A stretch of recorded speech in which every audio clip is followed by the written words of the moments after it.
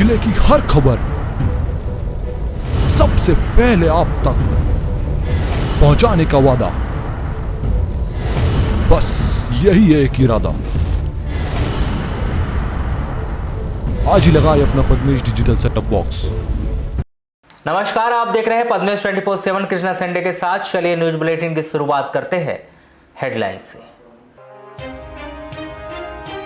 जिले भर के न्यायालयों में हुआ नेशनल लोक अदालत का आयोजन। 7 सैकड़ा प्रकरणों पर हुआ निराकरण। 1,70,00,000 का अवार्ड पारित। कलेक्टर डॉक्टर गिरीश मिश्रा ने की कार्रवाई। बिरसा जनपद के एक बाबू को किया निलंबित। जनपद सीईओ सहित प्रभारी बीपीओ की रोकी 2 वेतन वृद्धि। कलेक्टर डॉक्टर मिश्रा ने की मोबाइल पर एक हितग्राही से चर्चा। लापरवाही के मामले में एक अधिकारी पर की कार्रवाई। अधिकारी कर्मचारियों का नहीं हो रहा जिले से मोहभंग। स्थानांतरण के 1 महीने बाद भी नहीं हुए रिलीव।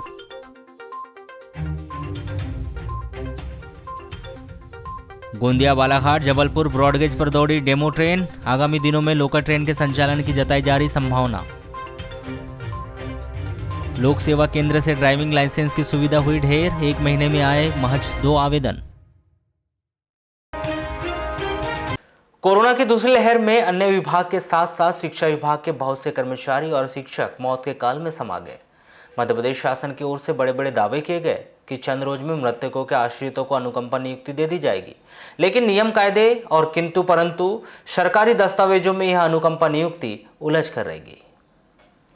आपको पता है कि कोविड-19 के दौरान कुल 90 शिक्षकों की मृत्यु हुई थी, जिनमें से 52 शिक्षकों की मौत का कारण कोविड-19 संक्रमण था। 38 ऐसे शिक्षक थे जिनकी कोविड-19 के दौरान सामान्य मृत्यु हुई थी। सभी प्रकरणों में अब तक शिक्षा विभाग 24 प्रकरणों का ही निराकरण करने में सफल हो पाया है, जबकि 66 प्रकरण अब भी लंबित है, जिनमें से कोविड-19 के 34 और सामान्य मृत्यु के 32 प्रकरण पोर्टल में दर्ज है। इस संदर्भ में दूरभाष पर चर्चा के दौरान जिला शिक्षा अधिकारी ए के उपाध्याय ने बताया कि कोविड-19 के दौरान जिन शिक्षकों की मृत्यु हुई है, उनके परिजनों को अनुकंपा नियुक्ति प्रदान किए जाने सकारात्मक प्रयास किया जा रहा है, लेकिन शासन के मापदंडों के तहत ही यह नियुक्तियां होनी है। उन्होंने कहा कि काफ़ी ऐसे आवेदक हैं जिन्हें प्राथमिक शिक्षक पद दिया जाना है, लेकिन उनके पास पात्रता परीक्षा डीएलएड बीएड नहीं होने के कारण मामला लंबित है। उन्होंने बताया कि कुछ ऐसे आवेदक हैं जिन्होंने निर्धारित आयु पूर्ण नहीं की है, जिस वजह से उन्हें अनुकंपा नियुक्ति नहीं दी जा सकती। हालांकि भर्ती पद के लिए 2 आवेदक पात्र है, जिनकी फाइल जिला प्रशासन को सौंप दी गई है और यह कार्यवाही जिला प्रशासन स्तर पर होना बाकी है।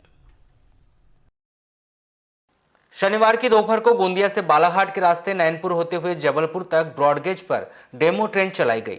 हालांकि इस ट्रेन की speed normal demo train speed की तरह ही थी। निश्चित ही गोंदिया से लेकर बालाघाट और नैनपुर जबलपुर तक जिसने भी ब्रॉडगेज पर इस डेमो ट्रेन को दौड़ते देखा, हर किसी के मन में एक सवाल उत्पन्न हो गया। क्या इस ट्रैक पर लोकल डेमो ट्रेन शुरू हो गई है या फिर जल्द ही डेमो ट्रेन शुरू होने वाली है, इसलिए डेमो ट्रेन का ट्रायल इस ट्रैक पर किया जा रहा है। इस विषय पर चर्चा के दौरान बालाघाट स्टेशन के वरिष्ठ स्टेशन प्रबंधक एचएल कुशवाहा ने बताया कि गोंदिया से बालाघाट के रास्ते नैनपुर और जबलपुर तक डेमो ट्रेन वर्तमान समय में मेंटेनेंस के हिसाब से चलाई गई। हालांकि जब हमने उनसे निकट भविष्य में इस ट्रैक पर लोकल डेमो ट्रेन चलाए जाने के विषय में जानकारी ली, तो उन्होंने इसे वरिष्ठ स्तर का मामला बताया। आपको बता दें कि मिल रही जानकारी और लगातार बालाघाट सहित सिवनी, मंडला, जबलपुर और गोंदिया जिले के लोगों के द्वारा इस ट्रैक पर लोकल ट्रेन चलाए जाने की मांग को देखते हुए शायद रेलवे ने जल्द ही डेमो ट्रेन चलाने की योजना बना ली है। इसी के चलते इस ट्रैक पर शनिवार को ट्रेन का ट्रायल किया गया, जिससे रेलवे के अधिकारी मेंटेनेंस बता रहे हैं। निश्चित ही यदि ऐसा हुआ और जल्द ही ट्रैक पर लोकल डेमो ट्रेन का संचालन शुरू हुआ, तो आगामी दिनों में उपरोक्त सभी जिले वासियों को आवागमन के लिए हो रही बड़ी परेशानी से निजात मिल जाएगी।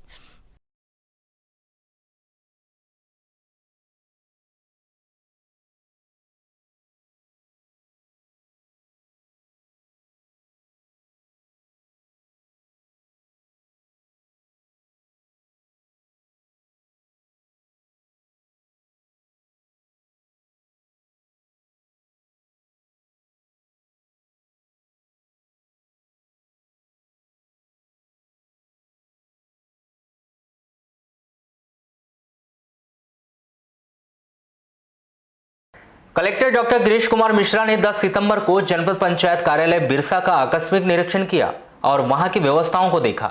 इस दौरान बैहर एसडीएम तन्मय वशिष्ठ शर्मा भी मौजूद थे। जनपद पंचायत कार्यालय के निरीक्षण के दौरान उन्होंने जनपद पंचायत के कार्य से संतुष्ट नहीं होने पर एक कर्मचारी को निलंबित करने के निर्देश दिए हैं और जनपद पंचायत के मुख्य कार्यपालन अधिकारी अजीत बरवा और प्रभारी बीपीओ डीलन सिंह परते की रोकी वेतन वृद्धि रोकने के आदेश दिए।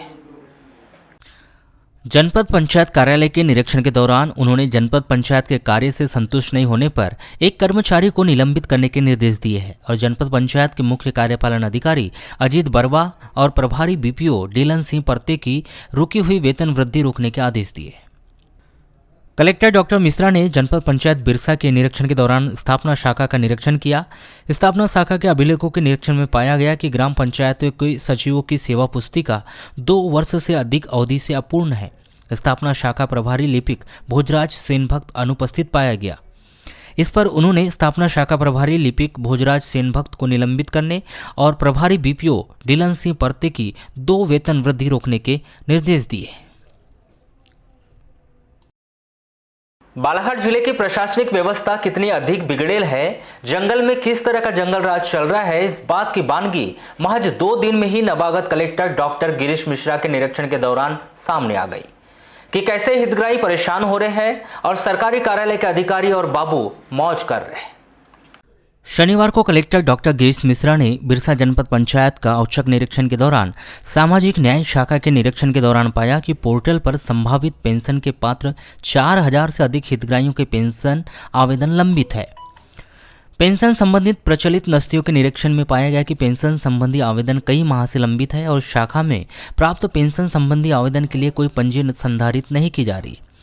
ऐसे ही एक आवेदक ग्राम जानपुर के टिकेश चौधरी से उन्होंने फोन लगाकर बात की तो उन्होंने बताया कि उसने निःशक्त पेंशन के लिए वर्ष 2020 में आवेदन किया है और अब तक उसकी पेंशन स्वीकृत नहीं हुई है। कलेक्टर डॉक्टर मिश्रा ने इस स्थिति पर गंभीर नाराजगी व्यक्त की और सामाजिक सुरक्षा विस्तार अधिकारी SN मरावी की परिवीक्षा अवधि 2 वर्ष और बढ़ाने के निर्देश दिए। संबंधित ग्राम पंचायत के सचिव के विरुद्ध अनुशासनात्मक कार्रवाई करने के भी निर्देश दिए गए। निश्चित ही बीते 2 दिनों की कार्रवाई से जिलेवासियों और विभिन्न योजनाओं का लाभ लेने के लिए सरकारी कार्यालयों का चक्कर लगा रहे हितग्राहियों, जिनकी फाइलें वर्षों से साहबों और उनके बाबुओं के टेबल पर धूल खा रही है, उन्हें उम्मीद जग गई है कि आगामी दिनों में प्रशासनिक व्यवस्था जल्द ही सुचारू होने वाली है। लालबरा थाना क्षेत्र के ग्राम अमोली निवासी एक लड़की को शादी का झांसा देकर उसे भगाकर ले जाने और उसके साथ बलात्कार करने के आरोप में 1.5 माह से फरार आरोपी को महिला थाने की पुलिस टीम ने बस स्टैंड बालाघाट में गिरफ्तार किया है। गिरफ्तार आरोपी हेमंत पिता अरुण मस्के 22 वर्ष लांजी निवासी को न्यायिक अभिरक्षा में जिला जेल भिजवा दिया गया है। प्राप्त जानकारी के अनुसार हेमंत मस्के लालबोरा अमोली में अपने मामा सचिन कुर्वे के घर आते जाते रहता था। 2 वर्ष पूर्व से हेमंत कुर्वे और इस लड़की की जान पहचान हो गई थी और दोनों बातचीत करते रहते थे। बातचीत के दौरान हेमंत मस्के लड़की को शादी के लिए बोलते रहता था, लेकिन लड़की ने मना कर दिया था। 21 मई की सुबह 5:30 बजे हेमंत लड़की को लांजी ले गया, जहां 15 दिन उसे रखा। इस दौरान हेमंत ने इस लड़की के साथ उसकी इच्छा के विरुद्ध कई बार शारीरिक संबंध बनाए। इस प्रकार हेमंत ने इस लड़की को शादी का प्रलोभन देकर उसके साथ शारीरिक संबंध बनाए। इस घटना की रिपोर्ट लड़की के द्वारा महिला पुलिस थाना बालाघाट में की गई थी।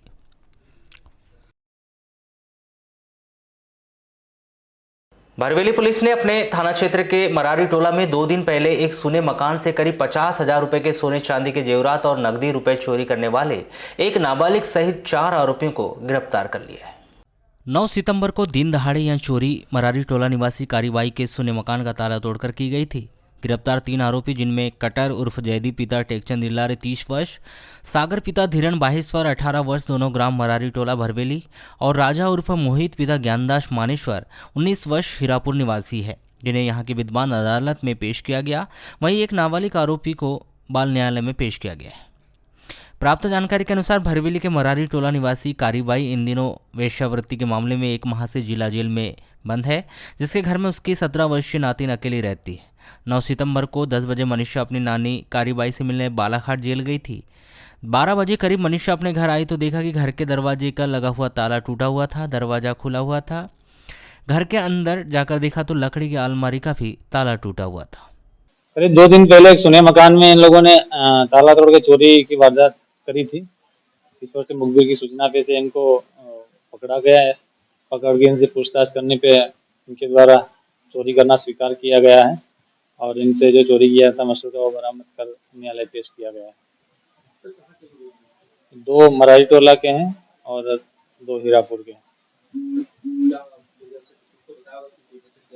हाँ, सुना मकान देखा था, जो एक तो मतलब उसका घर के सामने ही रहता है, तो उसने देखा था कई दिनों से यहाँ कोई नहीं आ जा रहा है, तो इस वजह से हम लोगों ने मौका देख के ताला तोड़ के चोरी कर ली थी। शहर के बस स्टैंड में गंदगी का आलम आजकल की बात नहीं, यह वर्षों से ऐसी समस्या है जिस पर नगर पालिका के द्वारा ध्यान नहीं दिया जाता।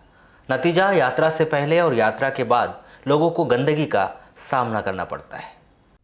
जिला मुख्यालय का प्रमुख बस स्टैंड होने के बावजूद भी यहाँ भारी अव्यवस्थाएं हैं। चारों तरफ गंदगी फैली हुई है। यात्री बसें कहीं भी खड़ी रहती है, लेकिन इस ओर किसी का ध्यान नहीं, जिसको लेकर लोगों में स्थानीय प्रशासन के प्रति भारी नाराजगी व्याप्त है। बस स्टैंड के लोगों की ओर से काफ़ी शिकायतें आने पर नगरपालिका सीएमओ सतीश मठसेनिया के द्वारा शनिवार की सुबह बालाघाट बस स्टैंड का निरीक्षण किया गया। इस दौरान बस स्टैंड के भीतर ही यात्री बसों को धुलते हुए पाए जाने पर बस वालों को फटकार लगाई गई तथा जुर्माना भी किया गया। बस स्टैंड में चारों तरफ गंदगी पाए जाने पर नाराजगी भी जाहिर की। बस स्टैंड में व्याप्त गंदगी और पूरे समय बसों के खड़े रहने से यहाँ के दुकानदारों में नगरपालिका प्रशासन के प्रति रोष व्याप्त है। दुकान संचालकों का कहना है कि बसें अगर आती जाती रहे तो उन्हें कोई आपत्ति नहीं, लेकिन अगर पूरे समय बसें खड़ी रहती है तो उनका व्यवसाय भी प्रभावित होता है। समस्या ये है कि यहाँ पे गंदगी बहुत रहती है, दिन भर भिखारियों का जमवाड़ा रहता है, असामाजिक तत्व यहाँ पे आते हैं, दिन भर नशीली चीजों का सेवन करते हैं बैठ के। मतलब नगर पालिका थोड़ी सी व्यवस्था बनाए साफ सफाई में तो ज्यादा अच्छा रहेगा। और यहाँ बाहर के यात्री आते नहीं, मजबूर हो जाते हैं, उनको पान दुकान और चाय दुकान में बैठना पड़ता है मजबूरी में यात्री प्रतीक्षालय की जगह। आपको निरीक्षण में मैंने बताया ना कि सर यहाँ भिखारियों का जमवाड़ा रहता है, और मेरे एक मित्र द्वारा 2 दिन पहले साहब को व्हाट्सएप भी किया गया यहाँ का वीडियो बना के। करते सफाई पर थोड़ी देर में वही भिखारी लोग गंदगी कर देते हैं।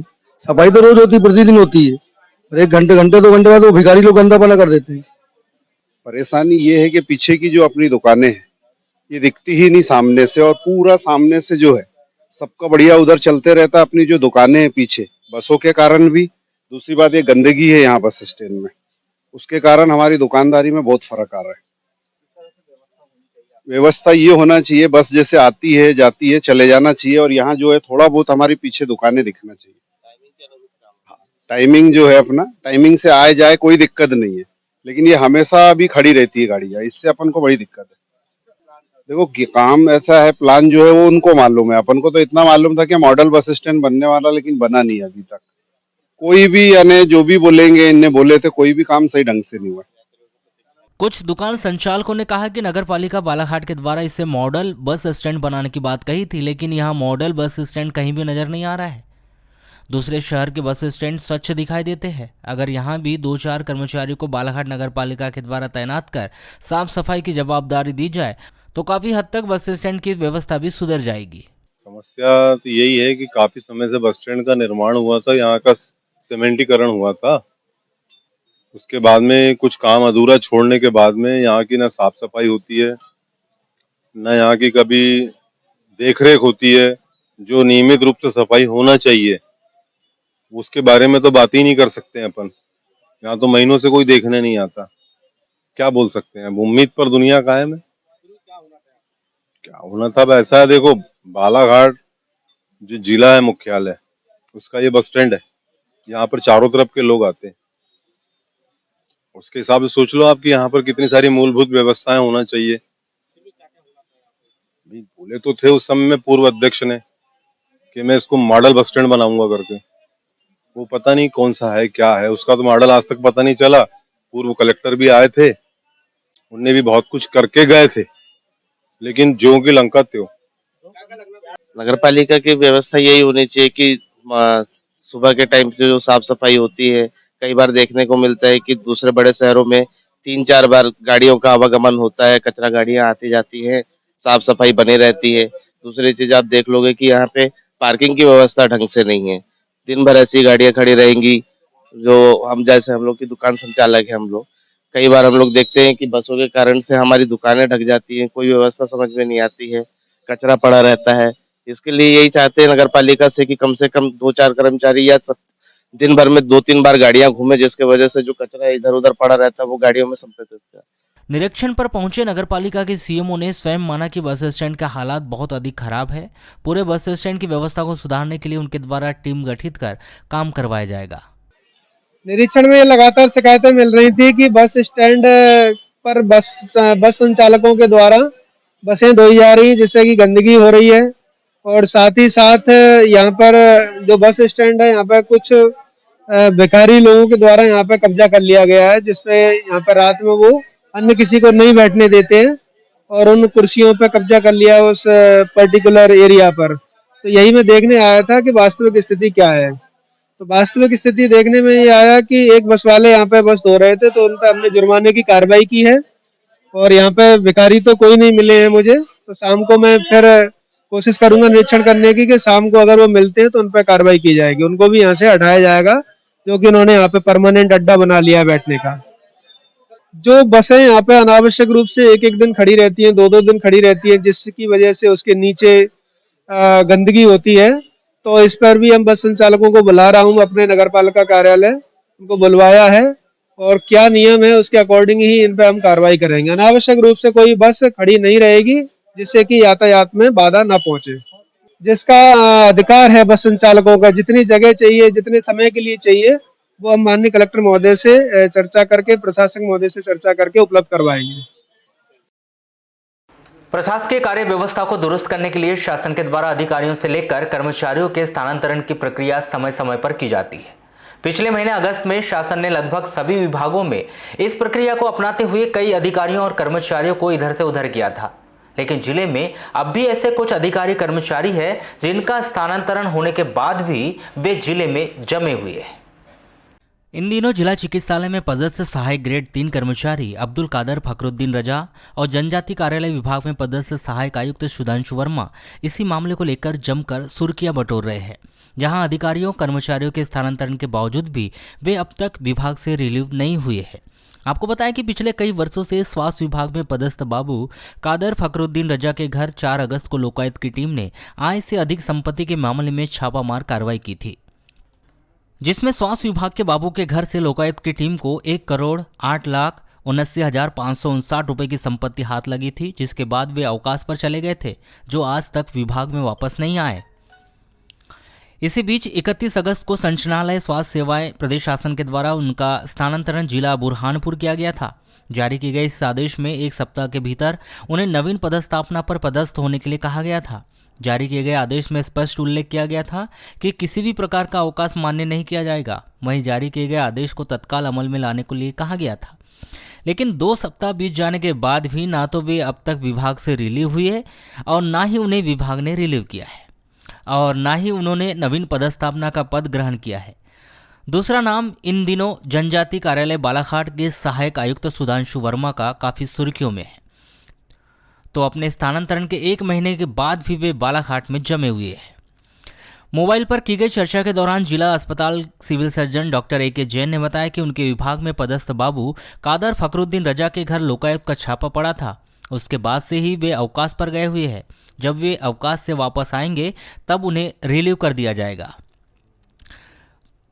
मोबाइल पर की गई चर्चा के दौरान कलेक्टर डॉक्टर गिरीश मिश्रा ने बताया कि यह मामला आपके द्वारा संज्ञान में लाया गया है। जल्द ही मामले का संज्ञान लेकर हमारे द्वारा आवश्यक कार्रवाई की जाएगी। शासन के आदेश के बाद तकनीकी संस्थानों में प्रवेश प्रक्रिया विधिवत संपन्न करवाई जा रही है, लेकिन काफी ऐसे संस्थान हैं जहां प्रथम चरण समाप्त होने के बाद भी लगभग आधी सीट ही भर पाई है। नगर के पॉलिटेक्निक कॉलेज में लगभग आधा दर्जन से अधिक तकनीकी ट्रेड संचालित किए जा रहे हैं, लेकिन ट्रेड को लेकर छात्र छात्राओं में रुझान नजर नहीं आ रहा है।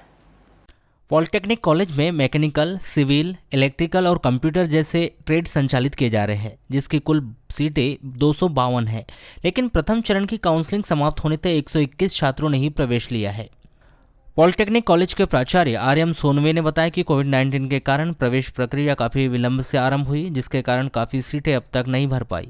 बालाघाट में प्रथम चरण में ही पॉलिटेक्निक कॉलेज की तमाम ट्रेड की सीटें भर जाती थी।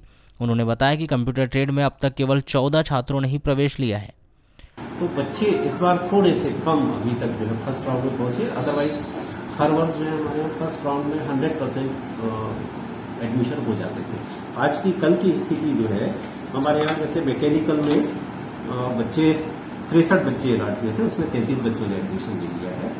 सिविल में कल की स्थिति जो थी वो था 63 बच्चों में से 42 बच्चों ने एडमिशन ले लिया था। इलेक्ट्रिकल में 63 बच्चे थे, उसमें 32 बच्चों ने एडमिशन ले लिया। कंप्यूटर साइंस में थोड़ी सी एडमिशन की स्थिति कम है, जिसमें 14 बच्चों ने ही एडमिशन लिया। क्या वजह से कंप्यूटर साइंस? कंप्यूटर साइंस के साथ ये स्थिति है कि बच्चों का जो पहला जो ऑप्शन है, ये एक्चुअली सिविल, मैकेनिकल, इलेक्ट्रिकल ये कोर ब्रांच कहलाते हैं। और ये देखा जाए कि तो बच्चों की जो पहली चॉइस रहती है वो सिविल, मैकेनिकल, इलेक्ट्रिकल रहती है। जो लास्ट चॉइस रहती है वो फिलहाल जो है कंप्यूटर साइंस है।